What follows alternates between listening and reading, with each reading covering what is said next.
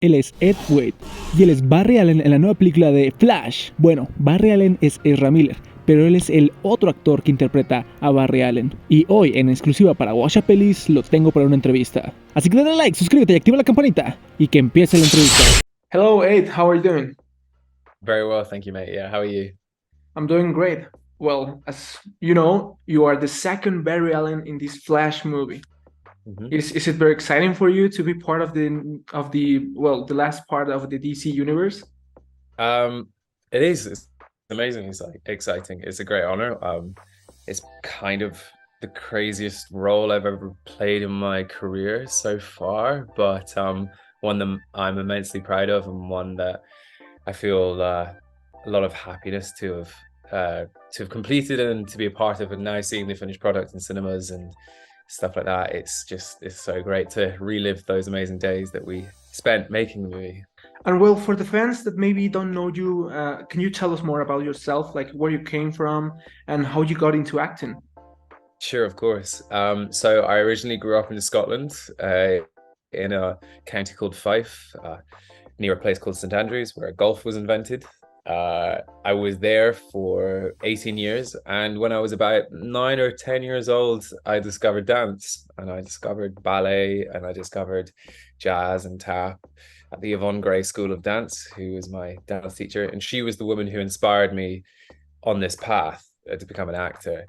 I started taking dance classes, and my passion for it grew more and more. And then before I knew it, I was dancing with Scottish Ballet at the age of 10 or 11. And then I went to the Dance School of Scotland for 4 years at the age of 14 to 18. And during that sort of time, I discovered acting, and I was like, because I love dancing and moving like another person. I really loved that concept of like being something else or being someone else. And I thought, okay, maybe not ballets for me, but definitely this kind of style of acting. And then yeah, I got a scholarship to a college in London, and I came here and I moved from Scotland to London, and I studied for 3 years. And before graduating, I signed with an agent, and I got into my first show, and then that was it really. And then I started working on stage, and I've worked on stage for majority of my career. I've been in shows like Cats, so Fiddler on the Roof. I've worked at the National Theatre here in Britain, which is such a great honor. It's an amazing space and home to some of the greats like Ian McKellen, Judi Dench, huge big names, Daniel Day-Lewis, amazing actors across the board, and that was amazing. And yeah, and then the pandemic happened, and that takes me up until when I auditioned for The Flash. So yeah, well, it's kind of crazy story. So it was during the pandemic, and auditions were few and far between because nobody knew what was really happening, as I'm sure you know. And so my agent rang me, said, "I have this audition for you. It's to be someone's acting double in a movie." And I was like, "Okay." So they sent me this really sort of augmented version of the first scene where Barry is looking at the TV screen and seeing. Can I talk? Sorry, I can talk about the movie, Yeah, right? yeah, don't Yeah, worry. yeah, Like, yeah. yeah, Of course, cool. The scene in the cafe at the beginning when he's getting a sandwich and he's like, I really need to rush on the sandwich. There's something happening. But they changed like the names. Like it didn't say Alfred, it said like someone else's name. And my Barry's character was called something else as well. Um, and it was great. Sorry, it wasn't great because what I did is I did the tape and then I sent it off and then I got cut. really. I didn't get past the first round. I didn't get past the first round. This is a true story, and Ezra went on to tell me why later. The reason being is they'd found someone else, as they found another guy who was, who was very much like Ezra, was a really great actor and stuff like that. But Ezra, for some reason, was just like, actually, I just want one more try, one more pass. Give me one more pass at other people. Something was like, wasn't 100%. And then, yeah, so they did another recall, and then I got in. So I went all the way down to London, and I did a COVID test on the Monday. And then on the Wednesday, they called me in, and I had to wear this all black cat suit, like lycra tight, skin tight black suit thing. And there was a team of about 5 or 6 people from wardrobe department measuring me, measuring every inch of me, drawing around my feet. They took like a wig, they wrap your head in this like cling film, to like measure your head and stuff. And whilst I was in there, there was this really tall Argentinian guy, and I just kind of started chatting to him. And I play rugby, and Argentina is famous for rugby as well. And we were like, "Oh yeah, yeah, cool, nice to meet you," blah blah blah. And then I went back to my room, and I was like, "Who was that guy?" Oh my god, it was Andy Muschietti, the director. I had no idea. And I was like, "What did you?" Oh, he directed it. I was like, "Oh wow, right, okay, cool, cool, cool, yeah." So that was funny. And then on Friday, on the last day, there was this chemistry read, and the scene was basically the first scene in the bedroom between the two Barrys, where they're, do you have a plane that can fly? Do you have a boat that can fly, or a plane that can swim, or something like this? And all that scene, and basically I had to learn both sides of the scene. So I had to learn one Barry, and I had to learn the other Barry. And yeah, and I thought it was going to be like a huge big room with like 10 people, 2 cameras, like someone there to read the lines with me. It wasn't. At the end, it was just me, Andy, and Ezra. And I met Ezra Miller for the first time.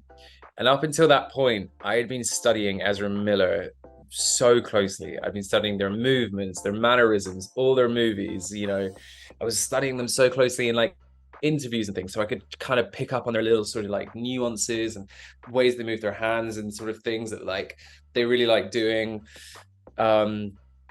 And stuff. And so when I went into the room to meet them for the first time, I was a little bit starstruck. I was like, oh God, you're the person I've been studying. So it was kind of crazy.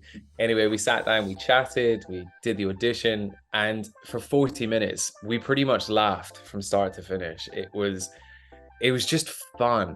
Dude, let me tell you, it was just fun. And when an audition like that, I think, as I'm sure maybe anybody who's ever been a trying professional actor knows that, or has ever done an interview for a job that they really want, when it goes well, it's almost worse. And let me tell you why I say this, because you kind of start dreaming about the job. You start thinking about the people, the places, the money, the like their lifestyle, everything that goes with it, because it went well. And you're like, oh God, I really want this. Sometimes if you go for an interview and it's like went like really bad and you're like, oh, it's crap. And then you're just like, okay, right, fine, forget about it, forget about it. But when they go good, you do not want to let them slide. And this one went really well. Fortunately for me, it went very well for me, and they called me back in on the Sunday to come in for scanning, and then a few days later I got the phone call from my agent. And I have 2 agents. I have one who tells me I get the job and one who tells me I don't. Okay, and the one who tells me I don't is the one who calls me and he says hello, and I'm like, oh, I can hear his voice, and I'm like, I didn't get the job, I didn't get the job. Hello. And he goes, yeah, I've heard. And I was like, oh, okay. He goes, yeah. And I'm like, well, you got it. And I went like this. I said to him, I went, yeah, 1 second, please, 1 second. And I stood up and I just went, and I screamed through the roof. And then he said, yeah, we'll discuss it later. So I hung up. And the first thing I did was I put my headphones in. And it was pouring rain in London at that time. And I ran through Hyde Park with my arms like an airplane, like a literal child, like a kid running through the rain, screaming and laughing. Just the biggest high of my life, man. It was amazing. It was absolutely amazing. So that's kind of a long-winded story of how I got it. But yeah, there you go. Of course, it has been like magical to be part of all this. And Yeah. well, especially, do you have any special training for the role? Like you just mentioned that, you have to imitate all Ezra Miller, like mannerisms, like the way he talks. Yeah. What was the most difficult aspect to imitate? The most difficult aspect for me to imitate was their voice, was Ezra's voice. But luckily, that was never going to be in the movie anyway. It was always going to be Ezra's voice twice. But I always tried to work hard on that. And then once filming had begun, so we had some rehearsals before we started filming, which was so useful because I was able to see how Ezra stood, like how they like the running things and like the walking things, but also not just as one character but as the other one as well, because I was always going to have to play both. Yeah, that was quite hard, I guess. So it didn't really matter. The other really hard thing was predicting what Ezra wanted to do. So for example, in some of the scenes I would start as young Barry and Ezra would start as original Barry. And when it starts like that, Ezra is already in their world thinking about what they would do as original Barry. And I have to think what Ezra would do as young Barry before they do it. And so we entered this, when we first started, we entered this sort of like cyclone of kind of like, I was like, yo, what would you do? And Ezra's like, oh, okay, like do this, you know, do it like this. And I'd be like, okay. And then after a while, like we found our rhythm, and like by about like the end of the first week, start of the second, we were kind of like, I would be like, yo, Ezra, do you want it like this? And Ezra would be like, okay.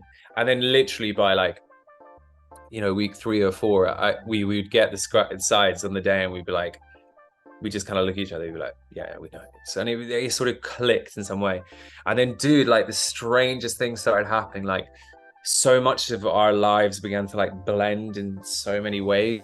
Like there were times where we were just like, the wildest things would happen to us both at the same time. Like we had stories from our past that we shared that were like almost identical. We were very close in age. We have like, our parents are similar. Like there's just like all these bizarre things that happened before. And then during filming, like at one time, Ezra and I both broke our ribs, but apart from each other. Like it wasn't done on set or on filming, but we were both like, came in on Monday, we're like, yo, dude. And Ezra's like, yo, dude. And I'm like, what the fuck? Like, you know, shit like that. And then there was like a moment where we were just messaging like after filming it wrapped, and Ezra was like, I was like, yo, where are you? And Ezra was like, oh, I'm coming to Glasgow tonight. And I was like, I'm going to be in Glasgow tonight. And I'm like, Jesus Christ, this kid. And then there's just been like a bunch of other kind of times as well.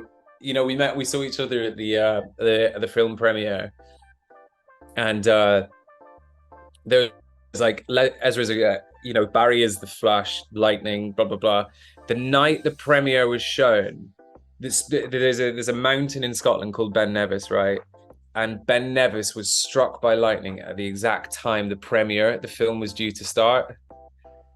I mean, Ezra sent me the article, and I was like, there's just all these kind of like really random stuff, really random shit. But yeah, that's the kind of that's how sort of our brains became amalgamated. But there were difficulties towards the beginning, and then yeah. But it was really fascinating. It was so fascinating. So like, I think the reason I got the job is because of my ability to mimic, like because of my dance background and stuff like that as well.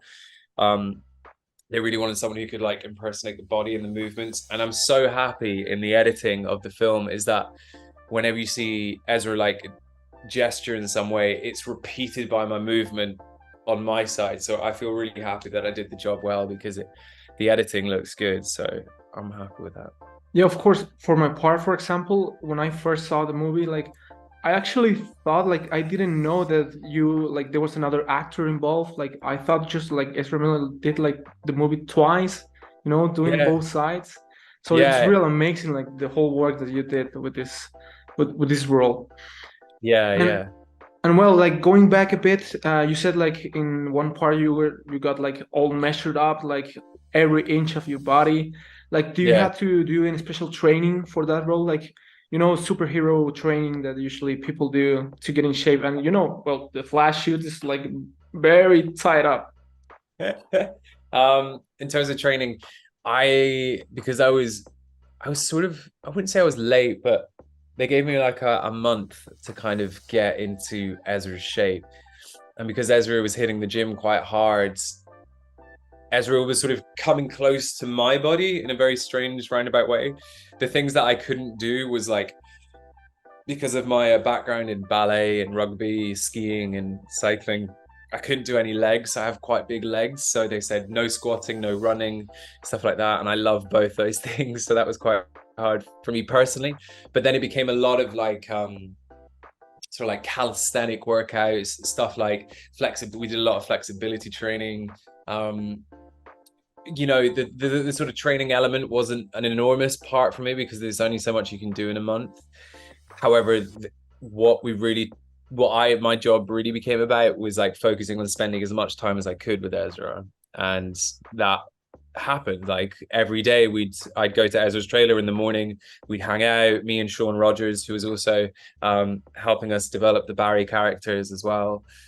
And the three of us would just we'd hang, like I'd try and watch Ezra quite closely without obviously like staring at someone for too long. And then like after filming, we'd go to the gym together, we'd train, we'd, you know, we'd hang out, we'd go out on nights out together and things like that. So a lot of the work like transcended the work hours as well for me, because I felt like I was having to play catch up. But by the end, it became like a bit, too close, because we were just merging into the same people. So we were like, God, like this is crazy. But it was awesome. It was so awesome, man. For example, for the role of Barry Allen, do you have to learn a bit more of the Flash? Like you have to read a bit of the Flash comics, as you know, the movie's based kind of loosely, but in the Flashpoint like arc, have you had the experience to read or to go in deep dive into it?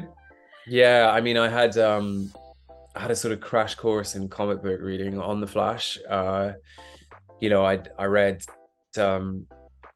quite a few comics. Ezra was very kind and pinpointed out to me like the specific ones I should read and things like that, like Time Flies and Gorilla Grodd, and asked me about. Well, in my edition, actually, Ezra asked me who I thought Bartholomew Thrawn was, and I said, "Oh, I know who that is. It's Reverse Flash." And the comics where Reverse Flash comes in and stuff like that, and yeah, just all these kind of. And this was before I read the script, so I was just kind of getting a background on it. I watched a little bit of the TV series as well to try and get a Grant Gustin's take on it, who, by the way, is amazing. I think he's an amazing Flash as well. I read a little bit of the earlier Flash versions as well, which is great. Yeah, did a bunch of it. I really like them. I think they're really well written comics, and I think they're really entertaining. And even sort of like the new age stuff as well. I think the artistry is beautiful. I think it's really awesome. Yeah. Well, going on, you had to spend like 7 months filming the movie, and as you know, the movie had several like production problems. There were several reshoots, and were you involved in them? Because you kind of have to do basically the whole movie too, as Ezra Miller. So fortunately for me, I wasn't involved in any of the reshooting. The predominant nature of the reshoots, or the predominant purpose of the reshoots, I guess, was the technology that was used to replace my heads and put Ezra's on again was this technology known as volume capture, which this sort of new era of technology. This movie is the first time it's been used in this way on this scale. So for a huge, big, feature like this, it's the first time it's been used. And yeah, so volume capture is this really interesting thing. I had to wear a harness underneath all my clothing every day. So it was a very hard, rigid back plastic plates, and it was a vest that did up the front as well. And in the plates, they had these two screws that came out, and it created this kind of steady pole that we could call the Scorpion rig. Then on top of the Scorpion rig, I had a 360-degree camera that shot everything that I saw. Okay. Volume capture was then this huge big room. It was like a sphere. It was like the Corona Bowl almost, but sort of just on one level. And it was all these screens that showed Ezra everything that I saw. So this camera above my head that captured everything going out, played everything back in on Ezra. So Ezra could see what I saw. Ezra could see himself in front of me. Ezra could see like the surroundings, the light, could even see the crew in the background. Like just got a concept of like everything that was what I was seeing. But then what it also went on in there is there were also 144 cameras or something like this pointed at Ezra's head and shoulders to basically turn Ezra's performance into a 3D image. And then what they did is they compiled all that, converted it into like a format, and then stuck it on my face in post-production. So that was an awful lot of what post was for. And then obviously the end of the movie was not what we filmed, but it was it was a great adaptation, a great take on what had to happen and what needed to happen. I really loved seeing George Clooney step out of the car. It was such a shock, such a surprise, and I think it was awesome as well. And yeah, I think there's always that pickups on bits that you miss in a film, isn't there? There's always like, oh, we need a hand shot, or we need a like some writing being done. And the editing team, oh my god, they are unbelievable. They've done such an insanely great job, and everyone who picks up all those pieces, geniuses, honestly. Yeah. So yeah, it's like a great movie. Like you have a lot of great actors. Like, well, maybe you didn't got to interact with George Clooney, but with Michael Keaton and Sasha Calle, all the others. And what do you say was your favorite moment of the movie? Um, working with the greats. Yeah, Sasha, by the way, is so good. She's so fierce. She's so good at her job as well. And I think she really kicked ass as Supergirl. She really worked so hard, and she was there for a huge amount of the filming as well. And like kudos to her. Like she did a really great job, because at times, we were on set quite a lot, and Sasha would come in for the odd day here and there, and every time she came to set, like she brought her own energy, and she brought her own thing, and it was amazing. So she did brilliantly to, like, just slot right in when she was there, because she had such a monumental role to play. And it's come out, that she's such a boss in the movie. Like, her process is amazing to kind of know what she was going to look like. I think that's so impressive from any actor, really. So she's cool. But Keaton was wicked.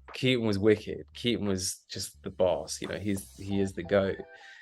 And there was this one time we were filming, we were running through one of the stunt sections, which is like the scene at the when we first meet Keaton in the kitchen, and he like swings around on the thing and all this. And we just met him that day, and we were running through that scene about the spaghetti. And then, but Andy was like, "Hey, I just want to show you." And he brings up this iPad, and he's like, "Keaton, this is what the stunt will look like. So you get up on the table." And Keaton's like, "Oh, okay." He stands up on the table, and like, this guy's just like up in the air. And we're like, "Yeah, you're Batman, but you're also like Michael Keaton. Like, don't be up there, bro." And he's like walking around. Andy's showing him the video, and he's like, "Don't worry, you don't have to do this, but this is what it's gonna look like." Blah blah blah. And he's like, "Oh, okay, cool." And then he goes to get down, and bro, this table's quite high, right? And he just like, I proffer my hand to him, like, "Do you want a hand down?" And he kind of grabs it, but he just nails it, sticks the landing, just like hits the floor, and then just carries on. I'm like, dude, this guy is a legend, like literal walking ninja. Like, he is Batman. He is Batman. And there was lots of other lovely moments that I had with Keaton. Like, we had a big dinner one night and stuff, and he came up and we shared stories about Scotland, because his mother is Scottish. And we spoke about Scotland a bunch, which was really nice. And then I went on to do a movie called Batgirl as well. And he was in that, and he spotted me before I saw him. So when we were on the set, he came up to me, he was like, "Hey Ed, how are you?" and stuff. And I was like, "Oh my God, Mike, nice to see you again." And then it was me, him, and J.K. Simmons just like in a conversation, just chatting for a while, which was just wild for me as well. And then and then me and Michael were reading the same book at the same time, so we were discussing that. Yeah, he's such a sweet guy. Like, he's a pro, like consummately a pro, like always on his shit. And then when it comes to like his performance as Batman as well, like he puts on that cowl and that cape, and you're just like, wow, some magic right there. You know what I mean? You're just like, I can't believe that's Michael Keaton. And then the line where the camera comes towards him and he says, "I'm Batman." Well, me, Ezra, and Sean were like directly in his eye line for that. We were like fighting each other to try and get in the eye line, so he said it straight to us. It was just amazing. It was just amazing. Yeah, he's so cool. And you mentioned Batgirl. Like, hold that thought for a second. We're gonna get back to that. But well, to add a bit of spice to this conversation of the actors that you like interacted, who would you say was the person, like the actor that you enjoyed most working with, and the person that you like not precisely like hated, but maybe like enjoyed a bit less or had more trouble with? Oh, I see your question. Yeah, the person I probably had the most fun with is definitely Ezra. We were together for, I think filming was 133 days, 134 days, and I was there for about 120 of them. And if I wasn't there for those full 120, I was with second unit doing like back of the head shot, like stuff like that and things like that. The people who I probably didn't get on with best were the haters, you know, the people who don't like the movie and stuff like that. No, dude, I get on with everyone. There's no one genuinely. This is the thing, is like when you work on film sets as big as that, you know, with all these moving parts and components and people, you stick out like a sore thumb if you are a bad person to work with. So everyone is just grateful to be there. Everyone's super lovely. Like we're all sacrificing so much, like people being away from their families, their friends, like people sacrifice sleep, you know, life beyond the movie world and things. So everyone is so lovely. It's for me, it's really hard to not get along with people if everyone's putting so much to one side. You know, we're all sacrificing so much that it's kind of like everyone's trying to be good, you know, everyone's trying to be a hero. So why would you hate on that? No one's trying to be a bad person. So just treat them as if they're trying to be a good person and you'll see their good side. I think that's what I think anyway. Yeah, I guess like in the movies, like you kind of get like together so much that you start being like a family, perhaps.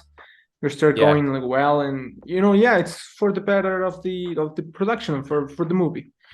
exactly, exactly. Well, going on to the Batgirl, yeah, this is a fan question that is very required. Like, you worked on Batgirl, and you know, I saw in a previous interview that you were mentioned, like, yeah, I worked on Batgirl and that, but not much has been said about this movie. You know, the movie was canceled. We hope we get to see it one day, and it wasn't mentioned a lot of, like, you know, behind the scenes. We didn't got a lot of information about that. I saw that you worked as a Gotham City reporter that was called like Simon Lipman. Like, That's can correct. you tell us more about your role in Batgirl? Yeah, sure. So, I mean, you've seen the movie, The Flash.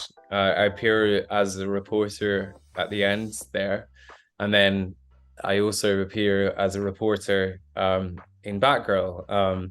And in this one, they gave me a name, and I'm over the moon to say that Simon Littman is a character in the DC universe who, you know, for any actor to be able to say that they are a character of the DC universe is such an unbelievable honor. So yeah, so when I got that call to say I was going to do that movie, I was, you know, over the moon.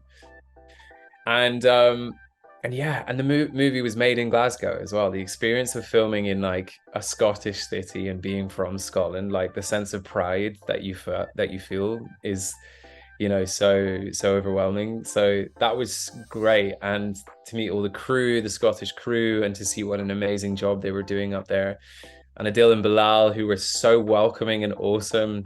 You know, they came to the set of The Flash, and so when I saw them on set for Batgirl as well, they were both like, "Yo, dude, like we know you from The Flash and stuff." And I was like, "Hey guys, yeah, I saw you guys there," and said hello and stuff. And they're like, "Look, man, it was so great that you could come and do this movie with us. Like, we're super excited." And their energy is so high, and they are massive fans like of like Keaton and of the comic book genre. And yeah, they were so cool, and like the crew were amazing. Like the DOP was, you know, so amazing as well. I think he worked on Gladiator and all those epic movies and stuff. Like the components that they all had were just there. We did this amazing shot. I think it was seen, you know, the scene where she like backflips onto the Christmas tree and then it falls over. Yeah, that was released. Yeah, that I was there for that. If you look at the bottom of the tree, like I'm the guy that like is that almost gets hit, because they put me in this section. They were like, Ed, you're going to be at the back here because you're going to be at the bar talking to Bruce Wayne and Commissioner Gordon. So you'd still be standing here, and then at the last minute, what we want you to do is like dive out the way. And I was like, yeah, of course. And I was with all these stunties who were like, yeah, very well briefed. And then the stunt, they went 3, 2, 1, go, and this girl just like flipped down, hit this tree, and I was like, oh my god! And I was right under it, bro. And I was like, holy shit! And like in slow motion, like dove out the way, and like, oh my god, my foot got clipped, like just ever so slightly. And I was like, I'm an idiot. Like, why am I here? Like, I could have really caused someone some damage or myself. I should have caused myself some damage because that was really silly. But yeah, it's kind of crazy. It was kind of wild and amazing. As to why the movie didn't come out, I don't really know as much as from what I've heard from other people, as in terms of like what I've heard online and stuff. It was a real great shame that we never get to see all the work that we put in. Dude, I was there for a week. I was fortunate enough to be on that set for a week in a very big scene, but people who spent months on that project, people who really gave their heart and soul to it, who wrote it, who directed it, who like starred in it, all the producers that put in all their work as well. For whatever reasons that happen, the decisions are made behind closed doors. I'm sure it wasn't an easy one for the people who had to make that call either. All this work and money and stuff that had gone into making a piece of art that people were, really proud of and excited about, for it then to be like told it can't go any further. I'm sure that was not an easy conversation for a lot of people to have, and the heat that came off the press for it as well was actually quite warming. There was a lot of people who got some good response. I think Leslie Grace was commended for being such a star, because she on the set actually was super lovely, like carrying the movie all by herself and just being so kind to everyone. I remember meeting her, although I never had a scene with her. She was still really lovely and came to set and was just friendly and positive and upbeat, which is amazing. Jacob Scipio as well was just a really nice guy to hang out with, and really great. Keaton was amazing. Keaton was in great form. J.K. Simmons is one of the loveliest guys I've ever had the pleasure of working with as well. We're both from theater backgrounds, and we chatted about our time in theater whilst we were there, which was super nice. The stunt crew were brilliant. Like everyone, all the way down to the AD, everyone, just even the COVID police were nice. Like people saying, "Can you please put your mask on?" That's the thing about these movie sets, is people are actually genuinely nice, lovely people, and they do want to, create something. And whilst you're there as an actor in your art and in your form, and you're doing your thing, you want to like, make the movie better by you being there. You're just surrounded by all these lovely people. It's just such a shame that it's we won't get to see it, but fingers crossed that miracles do happen. Maybe if, I don't know, if they sell a bunch of stuff and somebody else buys the movie, they might release it. I don't know. I don't know how these things work. I'm still quite a small fish in a big pond, so I'm still figuring it out. But yeah, man, we can keep our fingers crossed, because it'd be great to see Keaton again, because he looks badass. Yeah, he does. And well, this is like the end of the serious questions, but you have two more fan questions, like really kind of like important ones. First, how do you pee in the suit? Great question. So this actually comes from Christian Bale talking to Robert Pattinson, actually, or was it Clooney to Bale? I can't remember. Anyway, two of the Batman, one previous and one current at the time, were doing the Batman movies, and the advice that one gave to the other was that make sure you have a zip, like make sure you have a zipper. So I'm gonna have to show you like how we do it. I'm not actually gonna show you. Don't get too excited. But no, what we actually did was, so there's like, you wear this thing called like a wicking suit, which goes underneath, which kind of retains your sweat to keep you cool underneath the suits in a way. They're amazing fabric. Anyway, this thing has like a cup, like a hard cup, and then the superhero suit, especially the Flash, the original Flash suit, the new red one, which I think is so cool, by the way. Ezra spent a long time working with Alexandra Byrne to like make sure the suit was aesthetically correct, and with Andy and things, and they got it. I think they nailed it.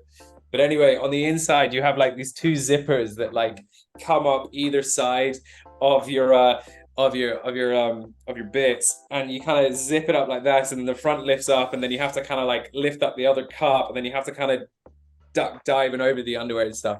It's a nightmare. It's a bloody nightmare. And then with the with the Bat Flash suit, the other one, that's like you have to take your whole you have to take someone to help you take your trousers off. You have to help someone to like take your top half off and then popper you back in and stuff.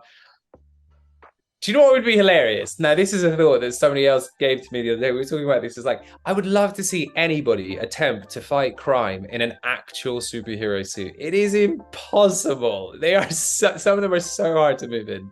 Mostly rubber, sometimes they have very little flexibility. They're just just the whole thing, man. But superheroes can do it. That's why I'm just an actor. Superheroes can actually do it. Yeah, of course. And well, to leave you like with a great question, like if you had the powers of the Flash, what would you do? Would you become a hero, a villain? Would you do the Spirit Gonzalez thing? What would you do? Gonzalez thing, that's a great one. Oh man, if I had the powers of the Flash, I might go back and stop some like mistakes from my earlier life. Maybe, I don't know. Maybe I would have put a couple of bets on some, rugby games, or a lottery ticket, maybe, perhaps, just to better my family. I don't know. I think I think I would just enjoy the speed. I actually really love running as it is. I'd cut out on so much traffic if I could just run. I would love to be able to just do that. I think I'd want to use my powers for good. I don't think I'd want to be a bad guy. I think I'd go back and maybe help some people that I knew could be saved, for example. I'd get all my tax done real quick. That's another thing that would be great. I think I'd use them for good. I'd probably use them for a couple of personal things, and then I'd probably help the greater good after that. Yeah, a bit Bruce Almighty. Like how you see that movie Bruce Almighty. Like, yeah, right a few wrongs in my own life, and then I help the other people. Yeah, eventually it turns good. So, yeah. Exactly. Right. Exactly that. Okay, well, that was it for the interview. Like, you can go straight to the camera and promote anything that you have been working on. When are we going to see you next? So my next project, I'm going to be in a show in the West End. I'm going to be in a show called Frozen, like after the animated movie. I'm going into that, and then I'm also working on my own project called Run, which ironically, is about running. So I had to do it. It's a bit like a guy who daydreams whilst running, and it's going to be about all the fantasies and the sort of daydreams that we have when we do those mundane tasks and stuff. But it's going to be based around running. So that's my next project that I'm working towards. Perfect. Well, thank you so much for the interview. Really, it was a great honor. It was a great opportunity to have you here, and I hope you enjoyed. Yeah. Thank you, Julian. Yeah, it's been great. Thank you, man. Thank you for having me. It's so nice to meet you, and thank you for taking the time to get up so early and talk to me, man. That's so awesome. You're such a nice guy for doing that. So I appreciate you. No, thanks to you, man. Really. Yo, check out The Flash in cinemas now. My name is Ed Wade. I play the other Ezra Miller in the movie. Subscribe to this channel and like it because it's awesome.